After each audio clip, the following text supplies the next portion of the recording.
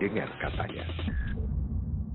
Pak Kiai, kalau kita melihat kembali aksi teror yang terjadi di Indonesia, selalu hampir pasti mengatasnamakan agama tertentu dan mengarah kepada kelompok agama tertentu.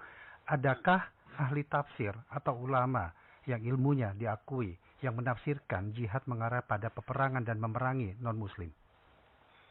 Itu tidak ada. Jadi artinya itu adalah, ada jihad itu dalam pengertian itu kan berbeda dengan terorisme.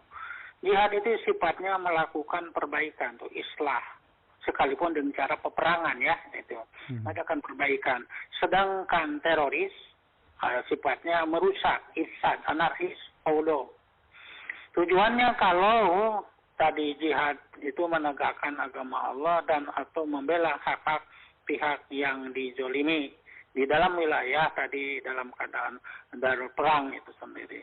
Sementara tujuan dari teroris itu untuk menciptakan rasa takut atau menghancurkan pihak lain.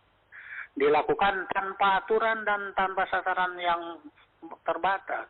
Sementara jihad itu menegakkan ramalan dilakukan dengan mengikuti aturan yang ditentukan oleh syariah. Jadi jelas sasarannya, musuh dan juga itu jelas kondisinya. Itu perbedaannya itu. Memang ada persamaan, yaitu usaha keras untuk merintah, tapi ada aturannya. Jadi dalam perang Islam itu kan mau islah, bukan perbaikan, bukan mau hancurkan musuh. Sehingga dalam perang itu tidak boleh membunuh anak-anak, wanita, itu tidak boleh menghancurkan pepohonan. Itu aturan kalau memang bukan islah itu sendiri. Sedangkan teroris kan menghancurkan kemanusiaan dan peradaban, merusak jiwa dan harta tanpa batas. Artinya siapa sasarannya itu sendiri, siapapun akan kena di situ. Padahal aturan perang dalam Islam itu tidak begitu. Taruh tadi benar, apakah ada ahli tafsir, ya ahli pemahaman? Kayak kembali kepada konteksnya ya. Konteks perang dalam pengertian perang sekarang. Tetap aja kalau lihat pengertian dalam tafsir itu, kalau perang dalam keadaan jadi jelas itu musuh, betul kedoliman bukan hanya dengan dihancurkan, bagaimana mengatasi dengan dakwah yang tegas tapi tidak keras dalam arti teror, mengadakan kekerasan yang menghancurkan kemanusiaan dan peradaban itu sendiri. Yang setahu saya berbagai tafsir itu memang tidak mendorong untuk Islam itu adalah perang. Sehingga apabila memang dengan damai, terimalah dengan cara damai. Kan begitu ayat Al-Quran. Apabila cenderung dalam ayat perang itu adalah apabila terjadi perang akan damai. Bahwa di sini adalah menurut saya penafsiran mengarah ke situ. Penafsiran itu adalah salah pemahaman, menyimpang dari kaidah-kaidah penafsiran tujuan dari peperangan dalam Islam. Islam memang perang itu untuk islah dan ada aturan perangnya. Jadi itu. Dan juga jelas musuhnya. Taruhlah sekarang karena dengan alasan kedoliman. Bentuk kedoliman siapa? Siapa yang dolim itu? Jadi bagaimana cara menyelesaikannya itu? Adalah didahulukan seperti itu. Di negara-negara, apalagi kita bukan negara perang, ya, bukan darul haram, darul suluh, dalam perdamaian, darul kesepakatan. Maka ditilah kesepakatan seperti itu. Iya. Lantas artinya jihad dan teror adalah dua hal yang bertolak belakang di Pak Kiai ya? Iya betul. Kalau jihad itu adalah wajib, teror adalah haram. Nah, ada lagi yang perlu dipahami, memang ada yang namanya istishhad. Istishhad itu artinya usaha tindakan untuk menjadikan mati syahid gitu. Nah ini apa? Apakah orang yang kejadian di Makassar itu istishhad, ingin mati syahid begitu, atau bagaimana begitu? Istishhad itu untuk mencari syahid itu dirinya boleh menyediakan diri karena melawan ada misalnya musuh dalam suatu peperangan gitu untuk menjaga itu. Sementara sekarang kan istishhad seperti itu tidak memenuhi syarat. Jadi kalau menurut saya kejadian bom di Indonesia begitu itu tidak sesuai dengan tekstual dan kontekstual yang dimaksud dalam Al-Quran tentang jihad dan istishad. Jadi istishad itu di wilayah peperangan siap untuk katakan kesiapan diri itu begitu.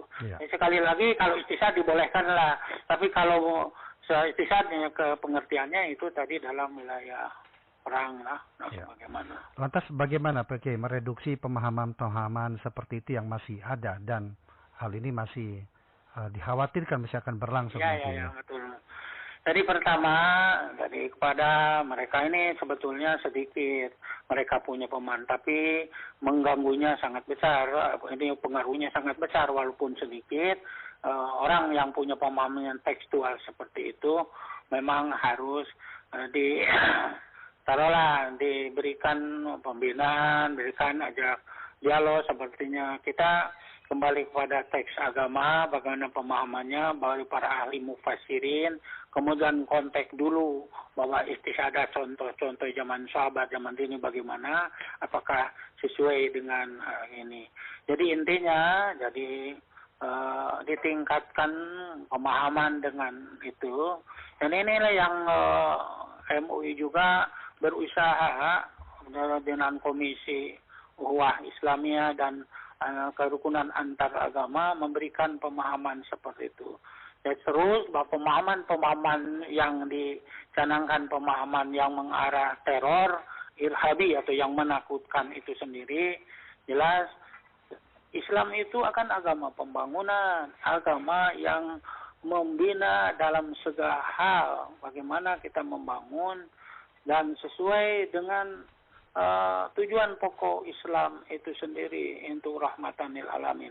Apabila ada pemahaman, nampaknya tentang tadi biasanya itu adalah pribadi ya. Kalau tadi usaha kami di MUI itu memberikan pemahaman tentang kata-kata sejarahnya, bagaimana Al-Quran, bagaimana sejarah tentang jihad, tentang teroris atau irhabiin itu memang dulu juga ada. Tentang namanya irhabi yang menakutkan, agar itu umumnya itu adalah pribadi. Tapi sekarang ada kelompok, ini harus diajak bicara tentang pemahaman. Ya. Terakhir Pak Kiai, apa yang harus dilakukan umat menyikapi hal yang seperti ini masih terjadi atau aksi teror masih terjadi? Silakan. Ya, pertama umat bahwa selama ini yang sudah pemahaman ya mengimbau lah umat makan apa ya ada memahami kepada ahlinya, kepada orang itu dihimbau untuk di atas nama agama itu jangan bersifat individual yang pemahaman yang sempit. Maka marilah mengimbau memahami pada umumnya dan mengambillah pemahaman yang menang kita melakukan islah perbaikan, bukan ifsad perusakan itu. Mengimbau kepada ulama. Terima kasih Pak Rahmat Syafi'i untuk waktunya berbincang bersama kami. Assalamualaikum. Wassalamualaikum warahmatullahi wabarakatuh.